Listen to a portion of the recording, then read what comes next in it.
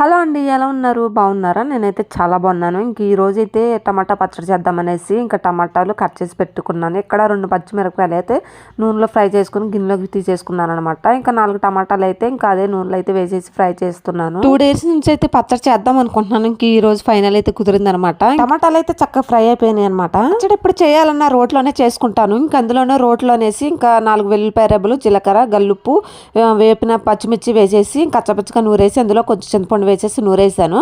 Final అయితే ఉడకబెట్టుకున్న అయితే టమాటాలు అయితే వేసేసుకున్నాను. పచ్చడి వేడి అన్నంలో తింటే సూపర్ గా ఉంటది అనమాట. ఇంకా కచ్చబెచ్చగా అయితే నూరుకుంటున్నాను. మిక్సీలో ఎప్పుడు చేయను అనమాట. మీరు చేసుకుంటే రోట్లోనే చేసుకుని తింటాము. ఫైనల్ అయితే పచ్చడి అయితే రెడీ అయిపోయింది. ఇందులోనే ఇంకా ఉల్లిపాయ అయితే కట్ చేసుకుని ఇంకా కచ్చబెచ్చగా అయితే నూరేసుకుంటే ఫైనల్ పచ్చడి అయితే రెడీ అయిపోద్ది. సో ఫైనల్ గిన్నెలోకి అయితే తీసుకుంటున్నాను. వేడి అన్నంలో వేసుకుంటే చాలా బాగుంటుంది అనమాట. మీరు కూడా ఒకసారి ట్రై చేసేయండి.